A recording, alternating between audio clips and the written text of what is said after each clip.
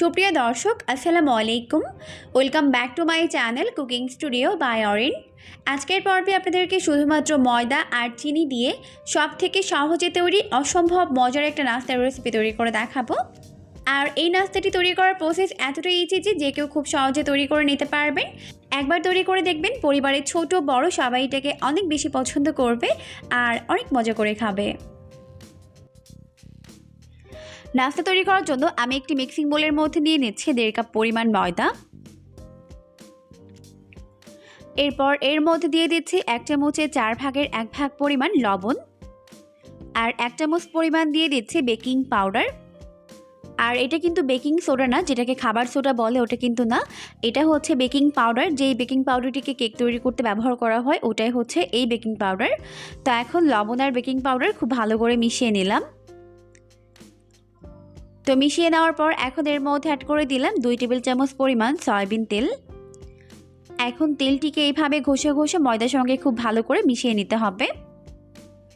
তো মেশাতে মেশাতে যখন দেখবেন এই মিশ্রণটিকে হাতের মধ্যে নিলে খুব সহজে মুট করে ফেলা যাচ্ছে, আবার খুব সহজে ভেঙেও ফেলা যাচ্ছে, তখন এর মধ্যে অল্প অল্প করে পানি দিয়ে মিশিয়ে নিতে হবে।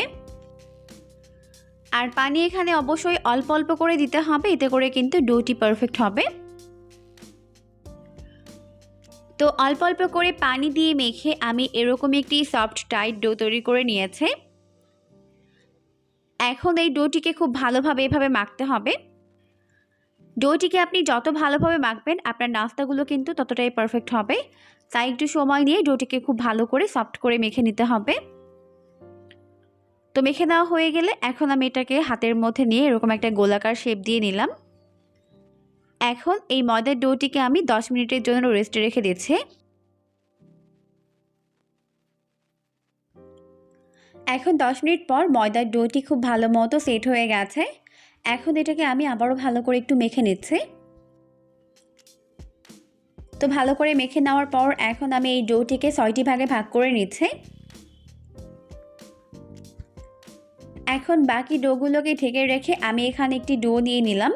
এরপর ডোটিকে হাতের মধ্যে নিয়ে এভাবে একটু স্মুথ করে নিচ্ছি। এরপর এটাকে আমি বেলে নিব।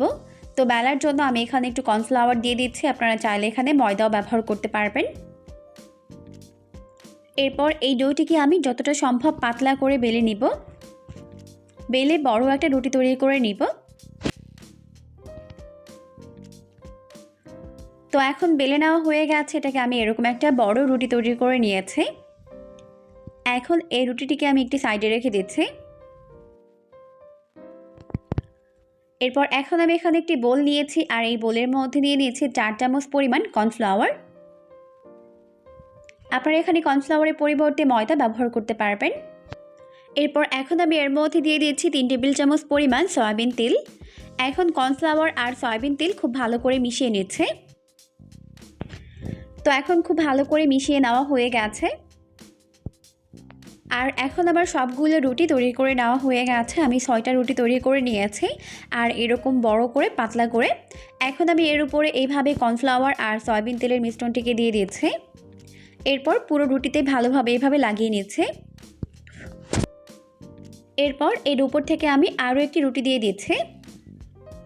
এরপর সেমভাবে এই রুটির উপরেও আমি কর্নফ্লাওয়ার আর সয়াবিন তেলের মিশ্রণ দিয়ে দিব। তো সেমভাবে আমি সবগুলো রুটি সেট করে নিব। তো এখন আমার 6 নম্বর রুটি দিয়ে দিলাম। এখন এর উপর থেকেও সয়াবিন তেল আর কর্নফ্লাওয়ারের মিশ্রণটি দিয়ে দিচ্ছি। এরপর এটাকে আমি কেটে নিচ্ছি। তো এইভাবে লম্বালম্বি করে এটাকে আমি কেটে নিচ্ছি।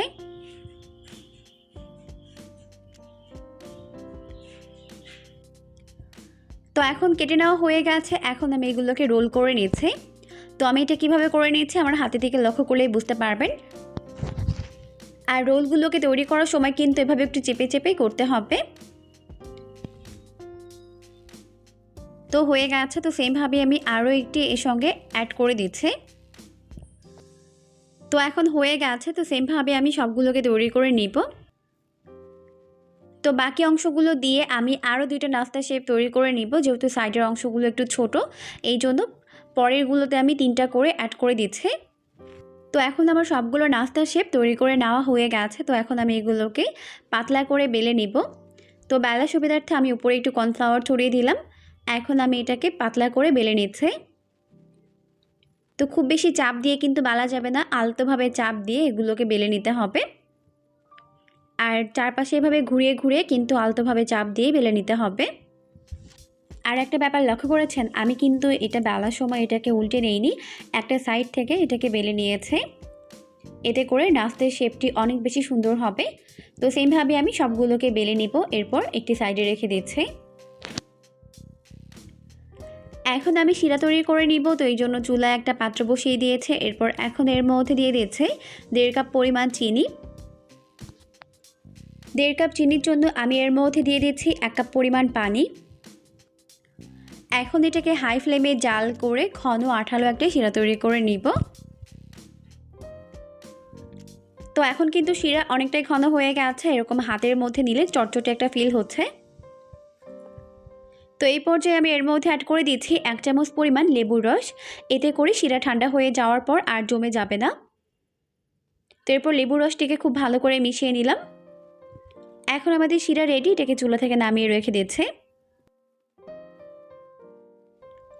তো এখন আমি নাস্তাগুলোকে ফ্রাই করে নিব, এই জন্য চুলায় একটা প্যান বসিয়ে দিয়েছি আর যথেষ্ট পরিমাণে সয়াবিন তেল দিয়ে তেলটিকে মিডিয়াম গরম করে নিয়েছি।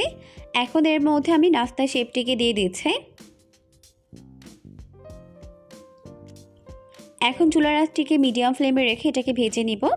আর ভাজার সময় এভাবে চারপাশ থেকে একটু উঠিয়ে উঠিয়ে দিতে হবে, এতে করে কিন্তু এর ভেতরে লেয়ারগুলো খুলে যাবে। আর পুরোটা সময় জুড়ে কিন্তু নাস্তার শেপটিকে মিডিয়াম আঁচেই ভাজতে হবে, এতে করে কিন্তু ভেতরে এবং বাইরে খুব ভালোভাবে কুকড হতে পারবে। তো এটাকে আমি এক পাশ 4 মিনিটের মতো ভেজে নিয়েছি। এরপর এখন এটাকে আমি উল্টে দিচ্ছি অপর পাশটিকে ভেজে নেওয়ার জন্য। তো এরকম 2টা চামচের সাহায্যে উল্টে পাল্টে 2 পাশ খুব ভালোভাবে ভেজে নিতে হবে। তো দেখতেই পাচ্ছেন এখন কিন্তু নাস্তার শেপগুলো ভাজা হয়ে গেছে আর খুবই সুন্দর একটা কালার চলে এসেছে। তো এখন এটাকে আমি চুলা থেকে নামিয়ে নিচ্ছি। আর ওঠানোর সময় অবশ্যই ভালোভাবে তেলটিকে ছড়িয়ে নিতে হবে। তো সেমভাবে আমি সবগুলো নাস্তার শেপ ভেজে নিচ্ছি। তো এখন আমার সবগুলো নাস্তার শেপ ভেজে উঠিয়ে নেওয়া হয়ে গেছে। আর এই পর্যায়ে কিন্তু নাস্তার শেপগুলো কুসুম গরম রয়েছে। আর এখন আমি আগে থেকে তৈরি করে নেওয়া কুসুম গরম শিরার মধ্যে নাস্তার শেপটিকে দিয়ে দিলাম। এরপর নাস্তার শেপটিকে শিরার মধ্যে 2 সাইড এভাবে একটু ডিপ করে নিচ্ছে। তো এখন হয়ে গেছে, এটাকে আমি শিরা থেকে উঠিয়ে নিচ্ছি। তো সেমভাবে আমি সবগুলো নাস্তার শেপ এভাবে শিরার মধ্যে ডিপ করে নিব। এখন আমার সবগুলো নাস্তা শিরার মধ্যে ডিপ করে উঠিয়ে নেওয়া হয়ে গেছে।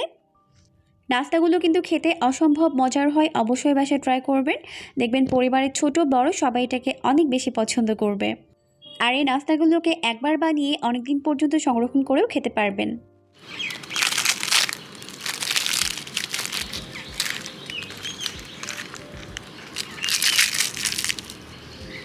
আশা করছি রেসিপিটি আপনাদের কাছে অনেক বেশি ভালো লেগেছে। তো পরবর্তী ভিডিও দেখার আমন্ত্রণ জানিয়ে আজকের মতো বিদায় নিচ্ছি। সবাই অনেক বেশি ভালো থাকবেন। আল্লাহ হাফেজ।